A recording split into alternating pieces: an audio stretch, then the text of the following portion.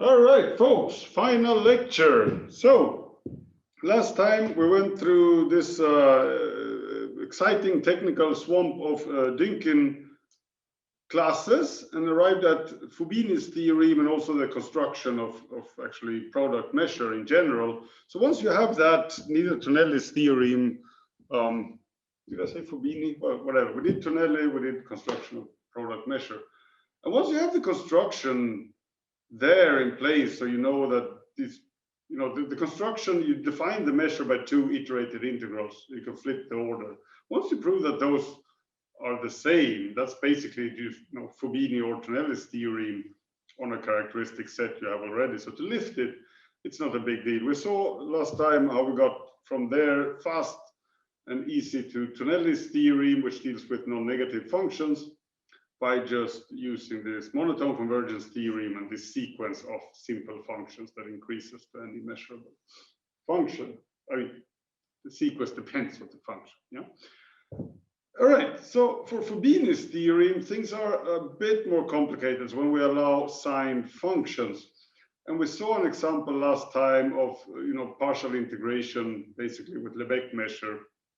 No, well, I used just counting measure, where partial integration basically just boils down to double sums, where you get different outcome depending on if you sum first over the horizontal direction and then in the vertical, or vice versa.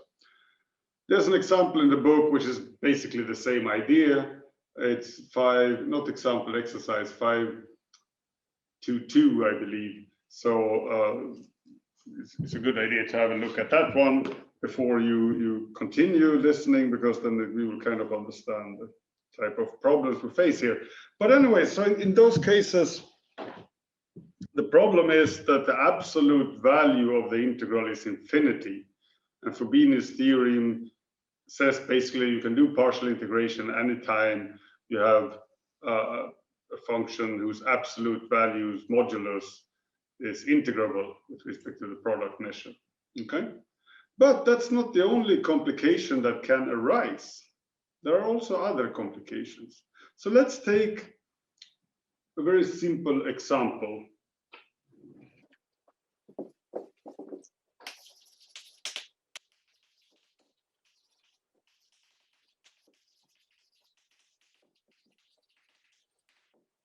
Well, okay, maybe I should just do the example which is in the book. So if you have a function which is +1 here, your world is r+2, so you just have a positive quadrant. Then you have a function which is +1 here, -1 here. Now if we freeze a value of x here, you integrate in this direction, you get some -1 and then the same amount of +1, so you get 0 if you use Lebesgue measure. Same here, if you freeze a y value, you integrate like this, you will get 0 all the time, meaning that integral, so if we call this function f, which is -1 here, +1 here, and 0 outside, then from 0 to infinity, 0 to infinity, f, if I do dy first and then dx, I'm getting 0. Yeah, because these integrals get them.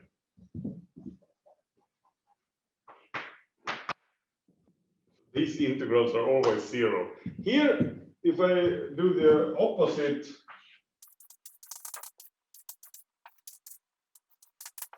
it's clear that, so when x is bigger than 2, these integrals are again 0, the one with respect to y.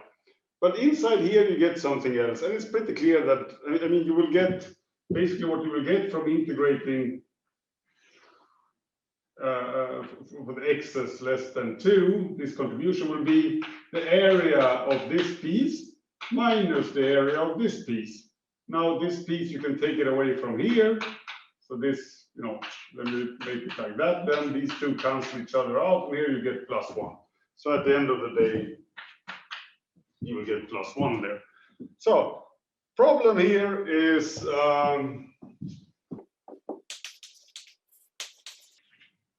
so the double integral, well, let's use the new product measure. So lambda cross lambda, if I integrate modulus of f here, I get infinity. And with sine functions, I am not allowed then to do partial integration, full stop. There's no way around that.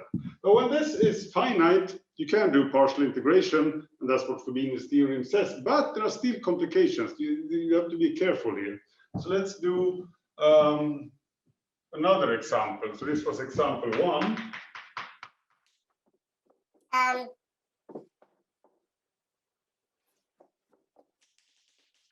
So example 2, let's look at the function f. It's harder to paint, but let's do like this. R plus cross 0 minus characteristic function R minus cross 0. Okay, what did I get here? It's a function in R2, which when y is equal to 0, so basically on the positive x-axis, its value is +1. On the negative x-axis, the value is -1, and everywhere else it's just 0. Now, what happens when I take the modulus of this? That's just equal to the characteristic function of the x-axis. And if I integrate that, okay, so what is now the integral here? Well, you have Tonelli's theorem, which tells you that you can do partial integrations on non-negative functions. So using Riemann notation, I just write dx dy instead of d lambda parenthesis x d lambda parenthesis y, which is the correct Lebesgue notation. It doesn't matter which one I do first. Okay, let's see. If I integrate this with respect to, so I freeze my y and then I integrate with respect to x, I integrate 0 everywhere except at this point, when y is equal to 0, because then I have an integral of a function which is +1 everywhere. So basically, well, let's do this. It's a nice exercise. So I get then integral. Aha. Well, okay. Sorry. Okay. So now, yeah. So here I get infinity times the characteristic function of 0 y dy, and since this has measure 0, even if it's written infinity there, this integral is just 0. Of course, if we flip the order, that's what Tonelli's theorem says, you get the same thing. Yeah, if you integrate like this, you just have +1 at one particular point, and every integral in the y direction for a fixed x will become 0. So anyways, this is all 0. So then we're in a regime where Fubini's theorem should apply, but we have a problem here, because now when we go back, so what should Fubini say then? It should say something like the following, so we want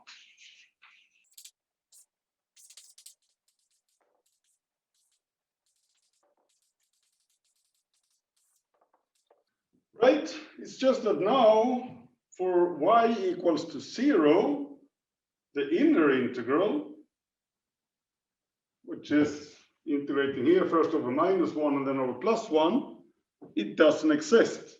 Yeah, it's an integral that is not plus infinity, it's not minus infinity, it simply doesn't exist. So here I wrote an iterated integral. I need 2 integration signs here, where the inner integral is not an object. Yeah, so clearly this is not the way to formulate Fubini's theory or partial integration. How do we get around this obstacle? So clearly here what happens is, the problem is that the integral, when you get y equals to 0, you integrate the modulus, you get infinity. That's what bugs us here. If this value had not been infinity, then we know that when we take away the modulus, the inner integral here will exist. So that's basically what saves us. So here's the blueprint of what's going to happen. So if we assume that we have something which is integrable, so infinity is bigger than integral modulus f in the more general setting, now the mu times nu, then Tonelli says that we can do a double integral here.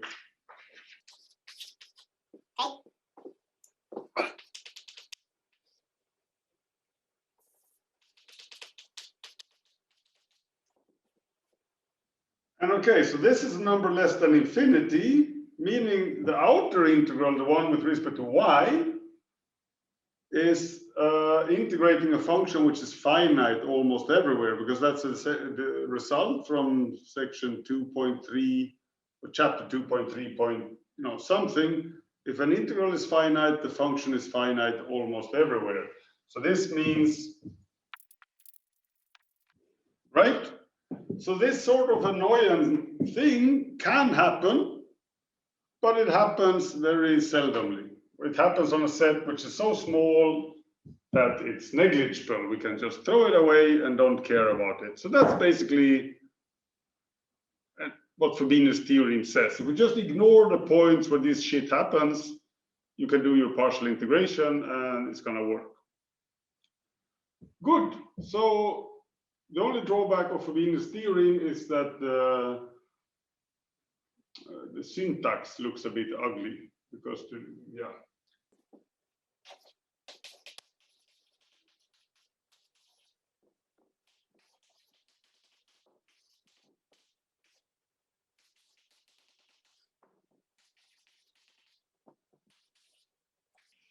All right, so where were we? We have a function whose modulus is integrable.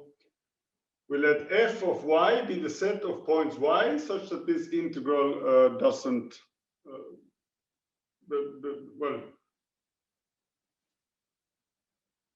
so fy is the set of nice points where the integral does exist. So it's of fy that. So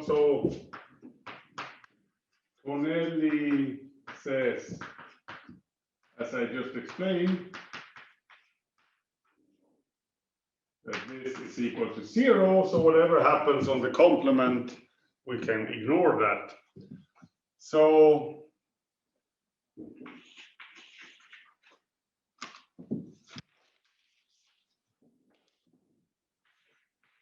I really don't like this notation.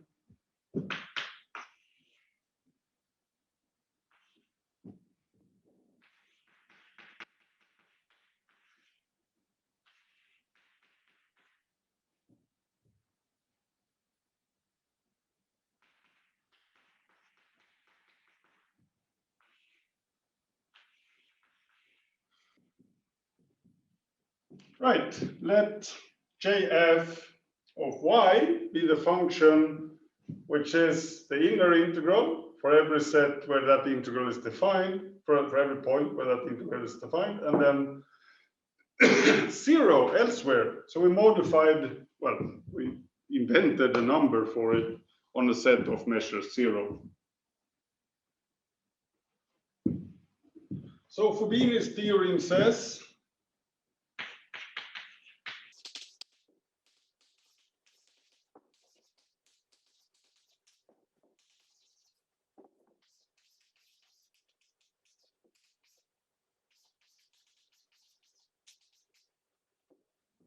right? That's what it says. If you integrate this ugly guy against nu, then you get back double integral. Of course, this implicitly says that JF is also measurable. Measurability is easy. We just took something. Anyways, you can read in the book why it's measurable. And then let's of course, there's so this is just one way of doing partial integration. Of course, there's something called IF as well that depends on X.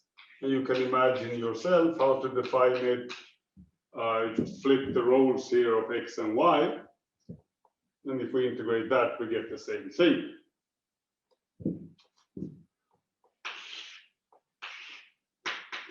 Proof.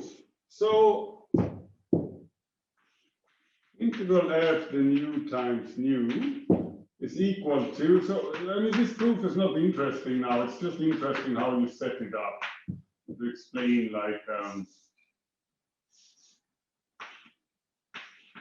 why these technicalities are necessary.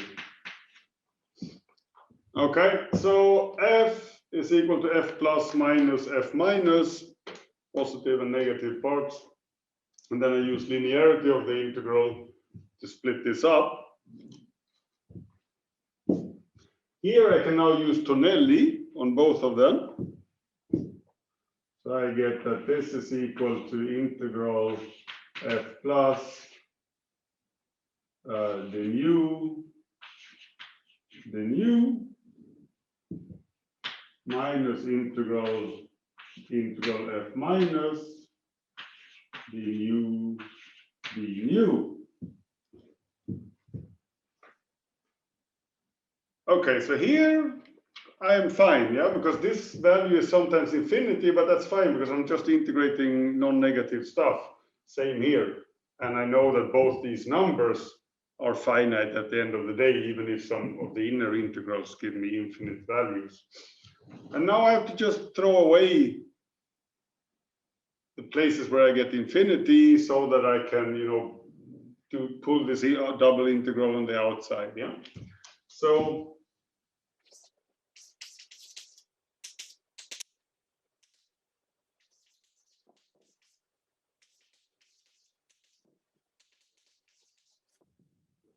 okay, what I did now is I just multiplied outside here with the characteristic function of fy. So this is an integral in y.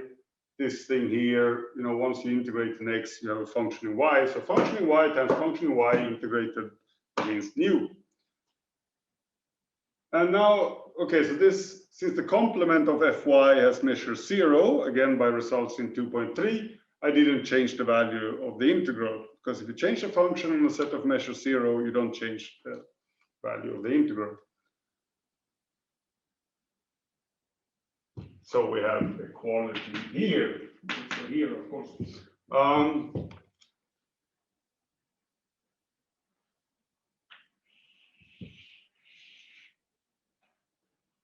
So now this function here is L1. This function here is L1. So by results in chapter 2, I mean this the integral is linear, and you're allowed to actually, even if this was infinity, I mean if we had some infinity here and minus infinity there, the way if you look at the details in chapter 2, I mean that's fine, you just have to ignore the values on a set of measure 0. But anyways, here now we no longer have infinity, so there's no problem in even anywhere in adding up this value minus that value, which is on the inside. So I can write this as one integral where I have integral f O plus mu characteristic function of fy minus integral f minus the mu characteristic function of fy, and then everything this nu.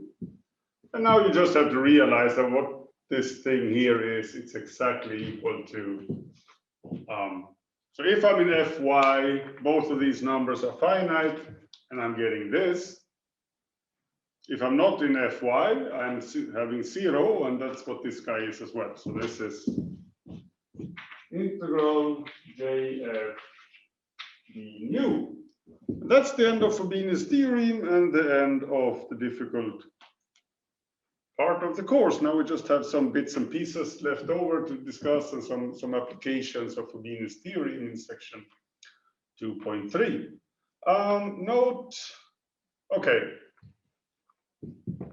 So the bad part of Fubini's theorem is that it looks ugly. The good part is you can completely ignore this once you pass this course. So it's just like when I introduced, LP, these equivalence classes, so that functions are no longer functions any longer, it's equivalence classes. And then I say you can just ignore that after this course. It's the same with this. Nobody ever bothers about it.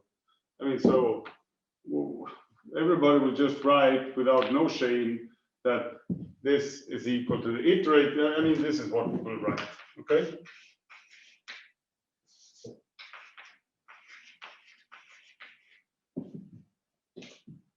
Because everybody understands that the reader also understands that this is wrong and has to be modified in the corresponding way so that it is right. Okay, so applications of Fubini.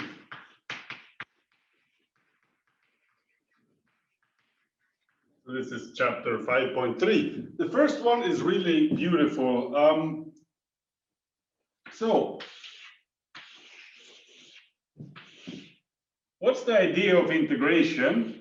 The way we started this course, and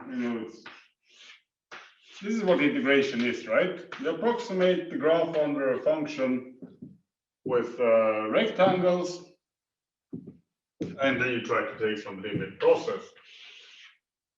Let me see if I can paint this guy one more time.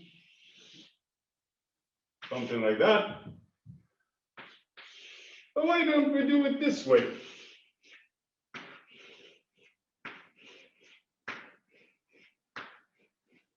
Huh? That would work as well, shouldn't it? So, how would such a theorem even look like?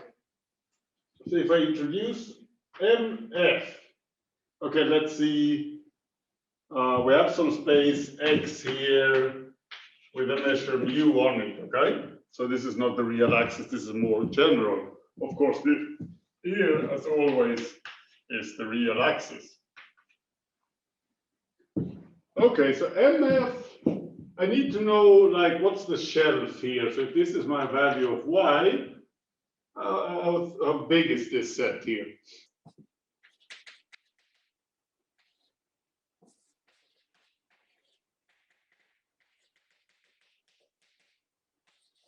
Which we can define like this, right? We look at the points where f of x is bigger than y. It doesn't matter if we have strict inequality or not. Well, I mean, it can matter for the value, but in the end, the results I'm going to present is true either way. But they will only differ at a set of measure 0 if you have strict inequality or equal to. But that's an exercise to show, maybe. Don't do it by hand. Use Fubini's theorem after, so watch until I'm done here, and then you just realize that you could repeat the same construction with less than or equal to sign here.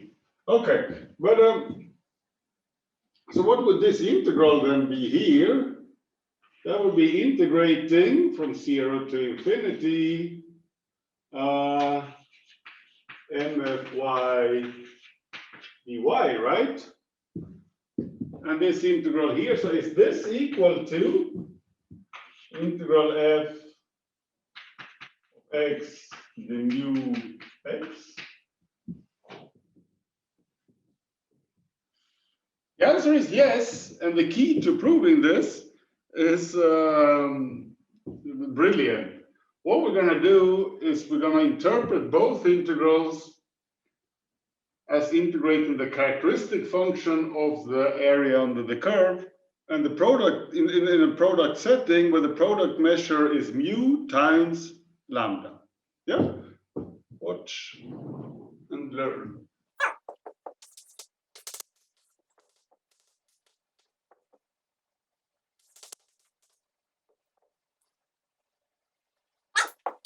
This is the graph. I take for every x, I look at the points of y such that f of x is bigger than y. And if this is my x, and I get this staple here, and so this is E That's the area now under the curve. Okay, and then we compute what is mu cross lambda of E. Well, if we do it, so now we use Tonelli's theory.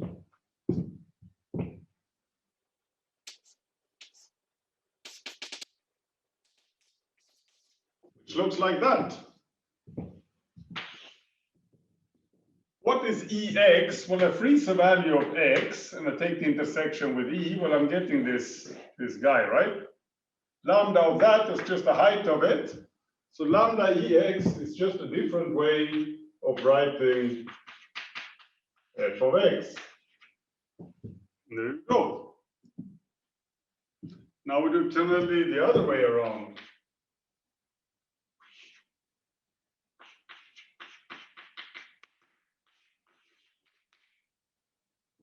Okay, first of all, there's nothing below 0, so I can just write here from 0 to infinity. So technically, I mean, the integral goes to minus infinity, but then you integrate over 0. So let's do a bit of crossover between Riemann type notation and Lebesgue notation, right? Okay, and then what do we have here? So EY would be, yeah, that's the intersection of the line at height y, horizontal line with my set E. Just looking at the thing, you realize that, well, it's this set here, right? That's what you get. That's also, just look here, y is fixed. You look for all the x's such that that is satisfied. It's the same thing here. So mu of that thing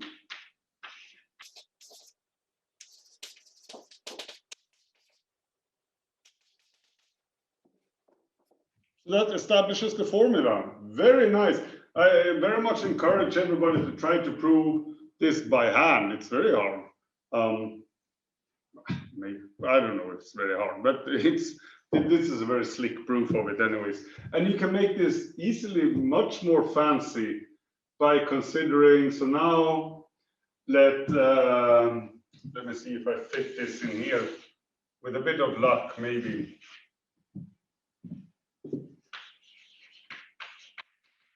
Let's have some function g in LP. And let me make it curly LP, so it's really a function. Then what I'm having here,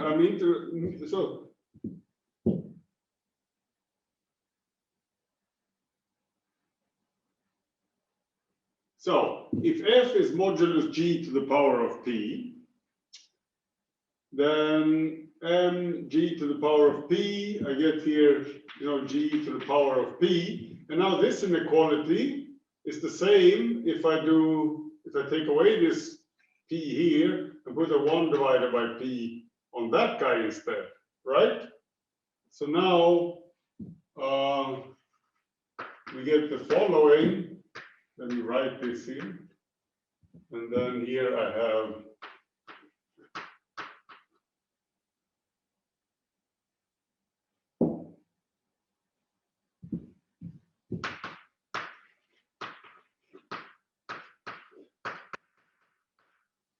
okay. So on one hand, we have that integrating this against mu. This is the LP norm to the power of p. Same as integrating from 0 to infinity, m modulus g y to the power of 1 over p dy. But here, I mean, I'm allowed to use my Riemann tricks whenever I want, so this looks a bit ugly. Let me do the change of variable y equals to t to the power of p. What do I get then?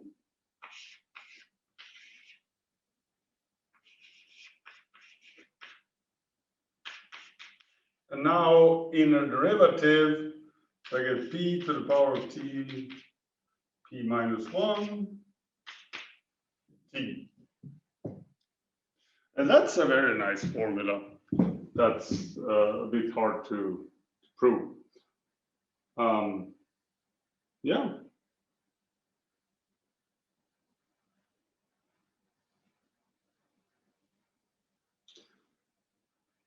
Okay, that was application 1. We have 2 more lined up. The second one is partial integration. Well, this is partial integration. No, what was it? The second one is, you know, when you do the, wait, did I use the terminology wrong all the time? Partial integration is when you have the product of 2 functions and you integrate one and differentiate the other and you fiddle around. No.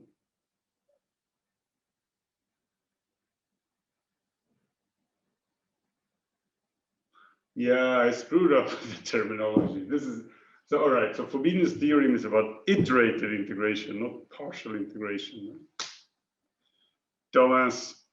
Okay, too late to fix that now. I'll put in some banners in the text. Okay, now we do partial integration.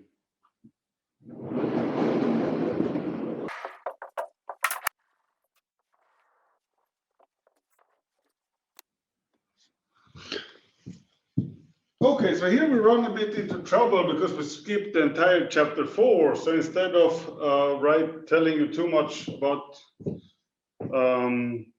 what's in proposition 5.3.3, this would be like making publicity for taking the continuation course. So what does partial integration says? Well, it's a very simple statement. If you have a function f and another function g, and you multiply them,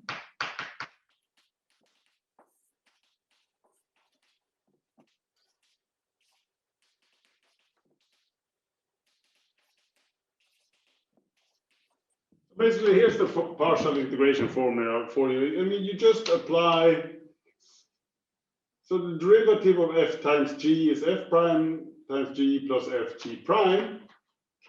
And if you integrate the derivative of something, you get back the values of what you differentiated. So in the endpoints, yeah, that's what partial integration is about. And then, of course, we can call the derivative of him for small f, and we can call the derivative of g for small g, and then it looks more familiar. Okay, what's the problem here? The problem is, I mean, so this you know from Riemann integration, there's no need to redo it, as long as this guy is continuous. Because then we know that f prime is equal to f, and if we integrate f, we get f prime. What if we want to extend this to a function f, which is not necessarily continuous, maybe jumps around? Maybe this formula could be true still, because such functions are actually common in applications of math. You don't always have nice continuous things, especially jump discontinuities is something we want to be able to deal with. So first of all, how can we reformulate what's written here in a more fancy way? So we can identify or define the mu equal to f prime the lambda, given that f prime exists. Okay, what does this mean? This is just a fancy way of saying that mu of a set E is going to be the integral over E of f prime times lambda. Okay? So then we have a measure with the property that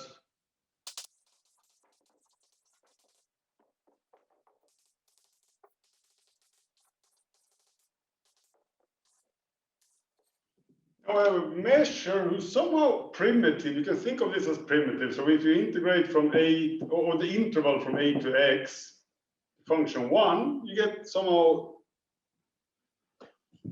what the fuck?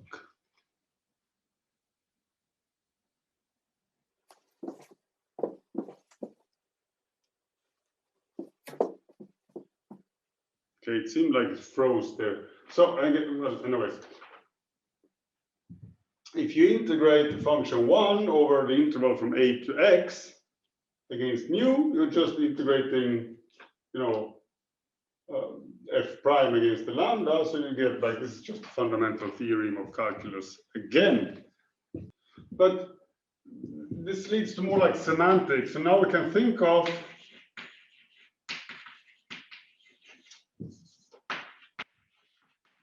f prime as the measure f prime the lambda. Okay, so now the derivative of a function is a measure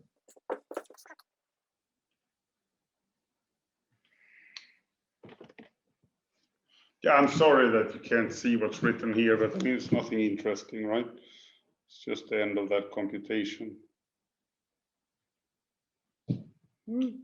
Never had this problem before. Did the camera stupid guy zoom for some reason? I'm getting a creepy feeling. I hope I don't have to redo this. Okay, so this, why did I do this? Because we can flip this around. Now, if we start with a measure mu, we can define its primitive. Well, a measure mu on the Borel, on the real line at least, right?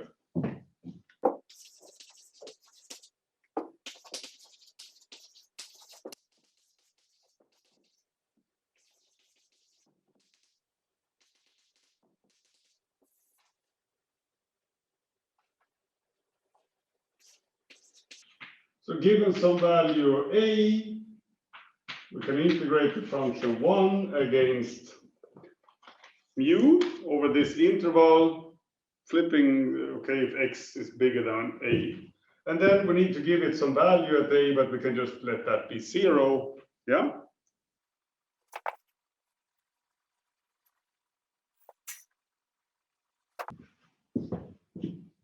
This camera problem got me completely unfocused. Right, so this gives a function which could even be discontinuous. You know, it could have jump discontinuities. If you have a point mass somewhere, you know, let's take an example here. So if a is equal to minus infinity, and then mu is equal to the Dirac measure of 0. So this gives 1 if 0 is in the set, and 0 if 0 is not in the set you're measuring. Then f, well, as long as x is less than 1, I'm getting 0. And as long as x is bigger than 1, I'm going to get 1. So this is then the characteristic function of 0 to infinity, and it looks like this. Right? So we can get functions with jump discontinuities. So this is basically what we're doing is we're taking the first baby steps towards something called distribution theory, which is like, okay, how do we deal with differentiation in a world where functions are not differentiable? But what this correspondence here between just, so distributions goes beyond measures. Here we will stop at measures. Then you can ask yourself, okay, if I take all the Borel measures and I generate all functions that arise through this formula here, or this one, I guess, what functions will I get? And this is completely cleared out in chapter 4. It's connected with a beautiful theory called Lebesgue-Stieltjes integrals. And so we get here some sort of Cadillac version of the fundamental theorem of analysis with an if and only if statement, like all functions that can arise as integrations of a Borel measure mu gets completely characterized in terms of properties they have. So an if and only if statement. So that's very nice. If you have done that in chapter 4, then we can go back to this partial integration formula and write it in a fancy way, and that's what 5.3.3 does. So then, since we have lack of continuity, you have to be a bit careful here. At 0, should I have the value 0 or should I have the value 1? Yeah, where you stick it in here. And then here, what do I mean now by the derivative of my function? What is that? So yeah. If you knew all that in chapter 4, this is just a very small application doing partial integration in a bit more generality. Okay, so final topic, convolutions. What is a convolution? If you have two functions f and g which are integrable, the definition is like this. So it's, you take f star g, is the notation, evaluate that at some x. This is usually done on the real line or in Rn, but any vector space, I guess, any place we can do addition, this works fine. But let's just do this for R, right? So we integrate f of x minus y times g of y dy.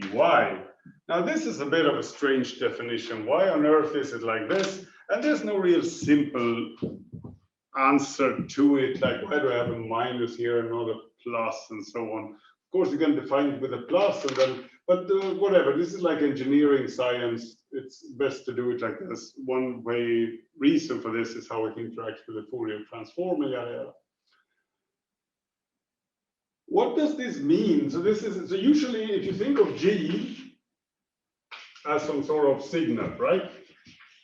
That describes something, and then it's like you're sitting with your radio receiver or whatever, and this is all noise, and you want to smoothen it out. So then you can take, if this is G, so usually F will be some sort of bump function here around 0. And then this minus here doesn't matter. So what means then this integral at some value y? Well, it is, okay, I'm taking this function here, and I'm integrating against this guy, right? Because if it's symmetric, you don't see plus and minus. Now this is f of x minus y. Just moved it. Now if this is integral 1, you're going to get some sort of average here. So basically what the convolution is going to do is it's going to smoothen out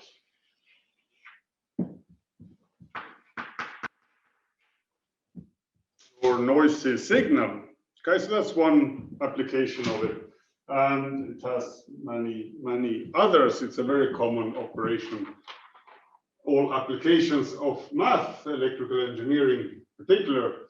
Anyways, we're not going to discuss that. I just wanted to mention it. We're going to discuss technicalities. Of course, this is integration theory. So now, what does, I mean, is this always defined? So so when can we do this? This is a good question. Okay, so let f be in L1 and also g be in L1. So let's take a concrete example. F is equal to 1 over square root x, and let's say characteristic function of 0 to 1. Is this in L1? Yes, because the integral f de lambda is equal to integral from 0 to 1, 1 over square root x dx. And then, okay, technically,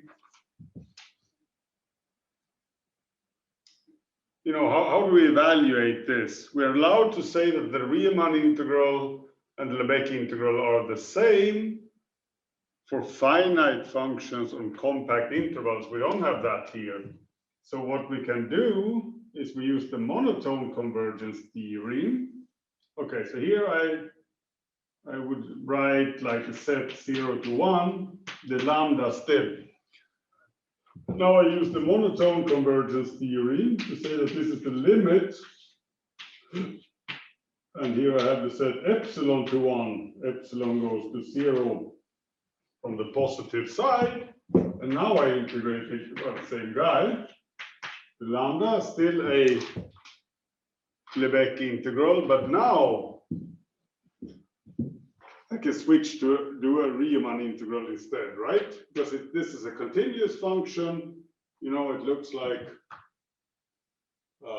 this basically. And then it stops here at 1, let's say. Goes up to infinity. So it's a continuous function. If epsilon is here, here is 1. It's continuous. So I'm interested in this area here. You can switch to Riemann integration. And then I get epsilon 2, 1, 1 over square root x dx using Riemann notation. And this is actually the definition we have in Riemann of generalized integrals. When a function, either the integration interval is infinite or a function takes the value infinity, which clearly this guy does at 0, we have to resort to this kind of limit. It's not intrinsically defined. But anyways, so continuing here. So with this understanding of what it means, we get this. So this Lebesgue integral is equal to this Riemann integral. And you know, this is something you should know for the exam. But I'll go through the step to show that for any function with some sort of singularity. Well, anyways, so similarly, you always, so what's the primitive here is 2 times square root of x from 0 to 1, again interpreted in a limit way. So you have to write a limit, epsilon goes to 0, and here epsilon actually. But then, since this doesn't, the singularity disappears when you take the primitive, this is actually just the value 2. Okay, so this is indeed in L1, as I said, and then we can let G to be equal to the same thing. Okay. That's not so interesting. Let's do this instead. So G of x is equal to f of modulus x. So I just mirror images. So the guy G looks like this as well. Okay. Now let's compute. So what's the convolution f convolved with G at 0? Well, it is integral. So here I get f minus y and G of y. And then, okay, now I screwed it up a bit. So f is just on the positive side. Well, anyways, so here we get integral from -1 to 0, 1 over x, right, in modulus. Because for some reason f was one-sided, g was two-sided, and then the -1 happened to land in, the minus y happened to land on f. But anyway, the point is that this is infinity. So how on earth, so this is not defined, right? F convolved with G is not defined despite both functions being in L1. You might be fooled because infinity is fine as long as it only happens seldomly, right? On sets of measures 0. And that's the remarkable thing, that with a bit of Fubini, you can see that this is actually a well-defined object, the convolution of these two guys. And on top of it, we have nice inequalities for the integral, for the norms. And you also see that, so here we got a bit annoying because the minus was in f, but we can, in the definition, we have x minus y here. Why not x minus y in that guy instead? Well, because it's the same thing. So that's what was written in 5.3 in the end. So point here is, so we want to integrate. So let's put modulus.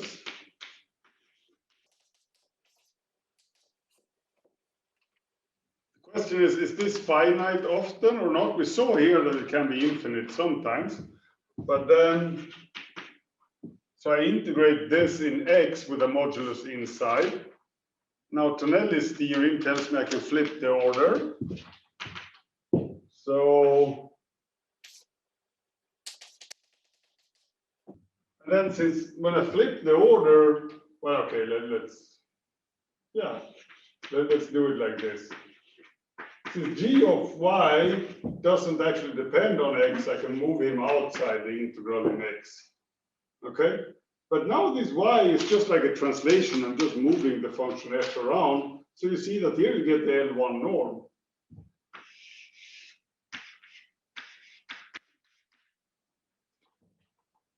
And then once that's the L1 norm independent of y, it doesn't depend on y any longer, it goes on the outside. And you get the L1 norm of G. So this is actually F in L1 times G in L1. So if both F and G are L1, you get a finite number here. And then Fubini's theorem tells you, well, yeah, Tonelli's theorem says that this integral is finite. Now we can remove the modulus, and Fubini's theorem says that these kind of problems that we saw here is happening only at a set of measure 0, because, yeah, so this guy would be, you know, EMI. Yeah, okay. Fubini's theorem says that this is finite for almost all x. Okay, so that was a bad, unlucky choice. And you can kind of see it also. I mean, you have F has some sort of singularity at 0, G has a singularity at 0, and when they coincide, then yeah, things go bad. But otherwise, like 1 over square root x is integrable. So as long as that doesn't hit the singularity of G in this formula and vice versa, then things are fine. So what did we compute here? We actually computed on this side F convolved with G. Well, if I move this modulus outside, I get something smaller. So at the end of the day, we have this inequality. So this is one example of what's called Young's inequalities that is not followed in these books, but in Stein's book, I think they are. Anyways, here you can put now P's and Q's and, you know, this same P and Q, these dual values. And I think you have a third one, R here, and then they satisfy some identity. And then you get all sorts of fascinating inequalities here with PQR, PQR. Okay, this is Young's inequalities. Let me wrap up this course by going back to the chapter 3.4. I didn't show you all the proofs there towards the end, and there's one of them which actually I can, just to give you an idea of how convolutions can be used mathematically, not only for electrical engineering. I'm going to show you a proof there how to do it with convolutions instead of as opposed to how they did it in the book.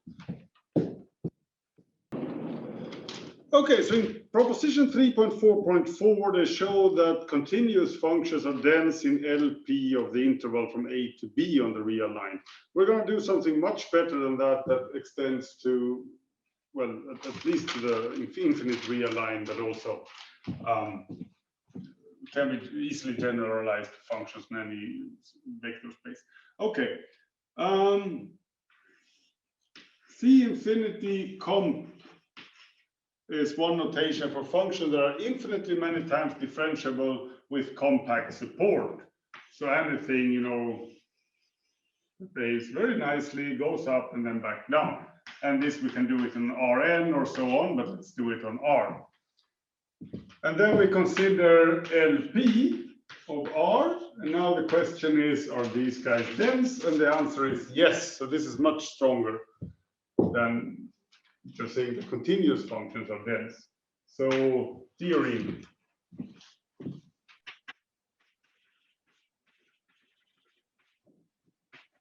Let's keep this.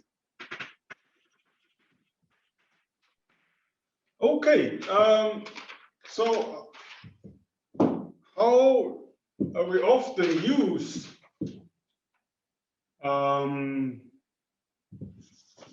convolutions is in combination with something called an approximation of identity. Okay, so if this is 0, and here's my real line, I'm going to do one function, we call it phi1, such that the integral of phi1 is equal to 1. I want phi1 to be positive, and I want it to be compactly supported and smooth. So support of phi 1, let's say that it's in -1 to 1. Okay? And then we can keep doing this. So the easiest way now is to consider, if we have this, then I can define phi 2 to be equal to 2 times, and then I put a 2 here. No, sorry. Phi 2 of x is equal to 2 times phi 1 of 2x. So what's going to happen then is I kind of get it higher and then I squeeze down the support. So in general then I get again this, that's just a change of variables. So you see that the multiplication of 2 here counteracts that you squeeze it together. So you still have integral 1, you still have non-negativity, and the support just got smaller. So in general, if you have phi k satisfying these things and support of phi k is, okay, it just needs here some sort of intervals that goes to 0. Then anything satisfying these three things, not necessarily constructed like I did here, we're going to call it an approximation of identity or of the identity.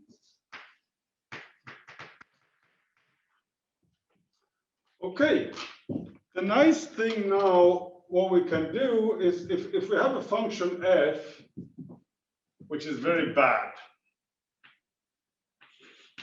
So let me write over here because then I can keep this for the proof. So if f is bad, f convolved with phi k is nice, and limit as k goes to infinity, f convolved phi k is equal to f. Let me put the quotation marks. So armed with the methods of this course, you can determine, depending on what's the properties of f, if you have this limit or not in whatever sense you want. But from an intuitive point of view, this is clear, right? Because of the picture I had before with the function g and the, the signal with a lot of noise. So if you integrate something like that, so again, the convolution here, f convolved with phi k is going to be equal to the integral f of y phi k x minus y dy, meaning that, okay, here's my f, here's my x, and then here's my y. So I take an average of f very near the point x, so the value I get here at x is clearly going to be approximately equal to f of x, right.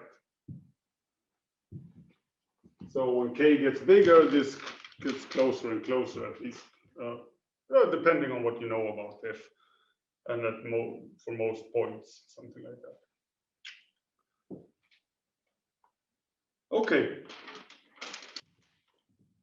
Well, first of all, how do we know that so now I put the x minus y in the second variable as opposed to the first one. I think I had it the other way on the other blackboard. Why can I do that? Well, here we need to do change of variable. We learned that in,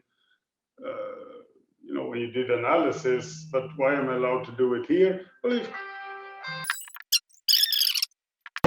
Well, anyway, so the change of variable formula, we're going to look at that in the continuation course as well, just to mention that. So I didn't tell you why I can put the x minus y here instead of here. But anyway, we can. So, but something you can figure out now, okay, so I said this is nice. What does that mean? Well, actually, you get that, no, it doesn't matter how bad f is, as long as this thing exists, you can start moving. This is actually infinitely many times differentiable because, and this is a good exercise, you have that dx of f convolved phi, as long as, let's say, f is L1 and phi is C infinity with compact support. like these guys, then you can move the derivative inside. And this you can do infinitely many times, right? So if you have two derivatives, you just put two derivatives on him.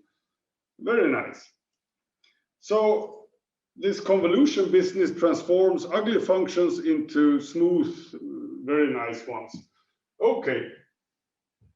How do I get to that C infinity compact is dense in LP? Well, we need the statement that the step functions are dense in LP, right? So I'll just indicate the proof. So if you have something like this, characteristic function of something between A and B, okay, that's a step function, not simple function, step functions. It looks like this.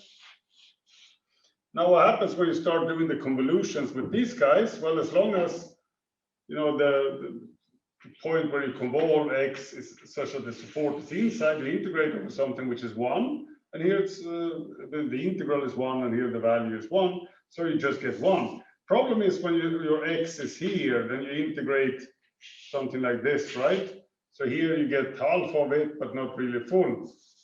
You don't get the left side, but right side of the peak. So at the end of the day, characteristic function of AB convolved with one of these 5Ks is going to be the same, and then it's just going to go down here on the edges. Okay? So if you think about this a bit, we see that you have, X, AB convolved with 5K converges to chi AB pointwise almost everywhere. Because it might not happen at the point A and B, but that's a set of measures 0. Okay. We also have that these guys, so let me call them FK. So FK is less than or equal to characteristic function of A minus 1 to B plus 1, right? And this guy is in LP for all P's. So basically what we have is, okay, if we consider the integral characteristic function of AB minus characteristic function of AB convolution with the phi k.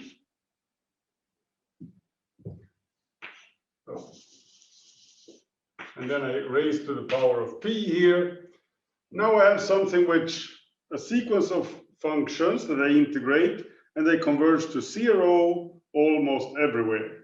And they're bounded by, so my majorizing function is this guy G, and I can use dominated convergence theorem to conclude that this converges to 0. Yeah? Which means that the characteristic function of AB can be approximated by a C infinity function with compact support. Now, well, given that phi 1 was C infinity. In fact, even the existence of C infinity function with compact support is non-trivial. Hermander, in his famous books, he starts out proving that. It's the first thing he does. Is 4 volumes lectures on partial differential equations. That's where it starts off, and here is where our course finishes. I guess you can, I'm not going to say more about it because I just got a phone call that dinner is ready. Thank you so much for joining me through these classes, and see you at the exam, and hopefully on the continuation course. Thank you.